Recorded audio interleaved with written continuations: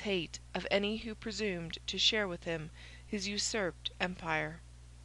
It is a strange fact, but incontestable, that the philanthropist, who, ardent in his desire to do good, who, patient, reasonable, and gentle, yet disdains to use other argument than truth, has less influence over men's minds than he who, grasping and selfish, refuses not to adopt any means, nor awaken any passion, nor diffuse any falsehood, for the advancement of his cause. If this, from time immemorial, has been the case, the contrast was infinitely greater, now that the one could bring harrowing fears and transcendent hopes into play, while the other had few hopes to hold forth, nor could influence the imagination to diminish the fears which he himself was the first to entertain. The preacher had persuaded his followers that their escape from the plague, the salvation of their children, and the rise of a new race of men from their seed, depended on their faith in and their submission to him. They greedily imbibed this belief, and their overweening credulity even rendered them eager to make converts to the same faith. How to seduce any individuals from such an alliance of fraud was a frequent subject of Adrian's meditations and discourse. He formed many plans for the purpose, but his own troop kept him in full occupation to ensure their fidelity and safety, beside which the preacher was as cautious and prudent as he was cruel. His victims lived under the strictest rules and laws, which either entirely imprisoned them within the Tuileries, or let them out in such numbers and under such leaders as precluded the possibility of controversy. There was one among them, however, whom I resolved to save. She had been known to us in happier days. Idris had loved her, and her excellent nature made it peculiarly lamentable that she should be sacrificed by this merciless cannibal of souls. This man had between 200 and 300 persons enlisted under his banners. More than half of them were women. There were about 50 children of all ages, and not more than 80 men. They were mostly drawn from that which, when the distinctions existed, was denominated the lower rank of society. The exceptions consisted of a few high-born females, who, panic-struck and tamed by sorrow, had joined them. Among these was one, young, lovely, and enthusiastic, whose very goodness made her a more easy victim. I have mentioned her before. Juliet, the youngest daughter and now sole relic of the ducal house of L.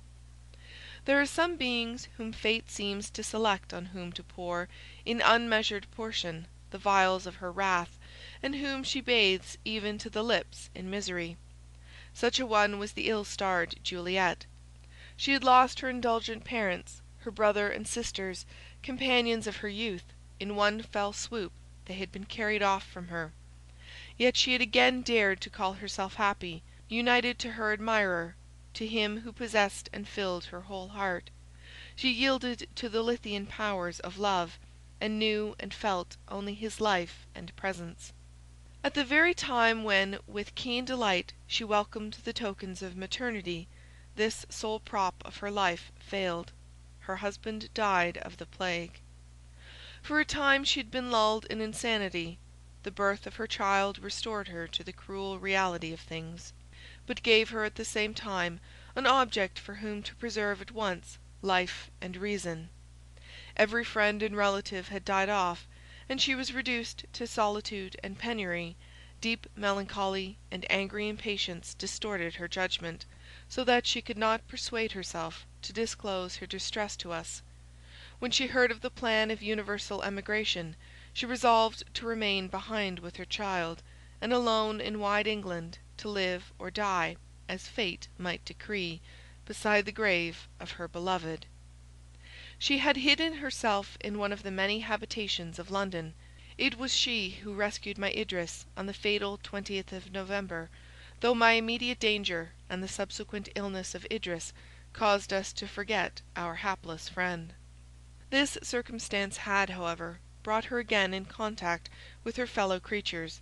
A slight illness of her infant proved to her that she was still bound to humanity by an indestructible tie. To preserve this little creature's life became the object of her being, and she joined the first division of migrants who went over to Paris. She became an easy prey to the Methodist. Her sensibility and acute fears rendered her accessible to every impulse. Her love for her child made her eager to cling to the merest straw held out to save him.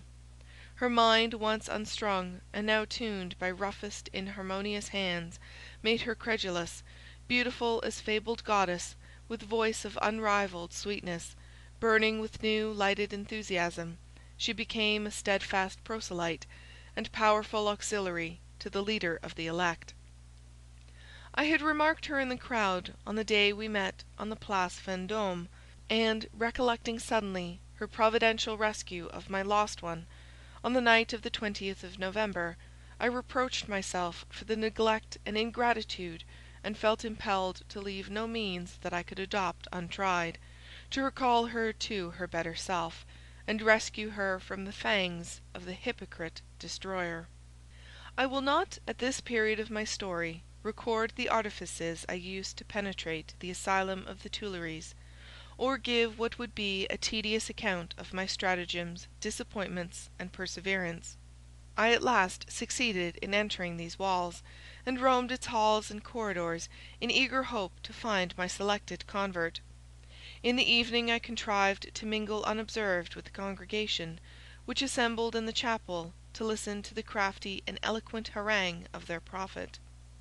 I saw Juliet near him. Her dark eyes, fearfully impressed with the restless glare of madness, were fixed on him.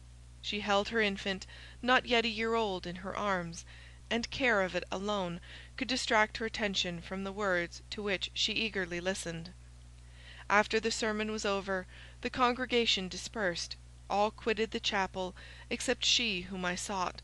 Her babe had fallen asleep, so she placed it on a cushion and sat on the floor beside, watching its tranquil slumber. I presented myself to her. For a moment natural feeling produced a sentiment of gladness, which disappeared again, when, with ardent and affectionate exhortation, I besought her to accompany me in flight from this den of superstition and misery. In a moment she relapsed into the delirium of fanaticism, and, but that her gentle nature forbade, would have loaded me with execrations. She conjured me, she commanded me to leave her. "Beware, oh beware!" she cried. "Fly while yet your escape is practicable.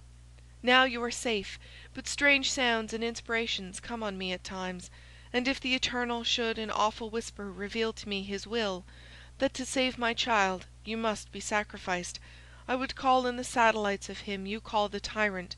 They would tear you limb from limb, nor would I hallow the death of him who Idris loved, by a single tear." She spoke hurriedly, with tuneless voice and wild look. Her child awoke, and frightened began to cry. Each sob went to the ill-fated mother's heart, and she mingled the epithets of endearment she addressed to her infant, with angry commands that I should leave her. Had I had the means, I would have risked all, have torn her by force from the murderer's den, and trusted to the healing balm of reason and affection. But I had no choice, no power even of longer struggle. Steps were heard along the gallery, and the voice of the preacher drew near. Juliet, straining her child in a close embrace, fled by another passage. Even then I would have followed her, but my foe and his satellites entered. I was surrounded and taken prisoner. I remembered the menace of the unhappy Juliet, and expected the full tempest of the man's vengeance, and the awakened wrath of his followers, to fall instantly upon me. I was questioned. My answers were simple and sincere. "His own mouth condemns him," exclaimed the impostor. "He confesses that his intention was to seduce from the way of salvation our well-beloved sister in God. Away with him to the dungeon. Tomorrow he dies the death. We are manifestly called upon to make an example, tremendous and appalling, to scare the children of sin from our asylum of the saved." My heart revolted from his hypocritical jargon, but it was unworthy of me to combat in words with the ruffian, and my answer was cool, while far from being possessed with fear, methought, even at the worst, a man to himself, courageous and determined, could fight his way, even from the boards of the scaffold, through the herd of these misguided maniacs. "Remember," I said, who I am, and be well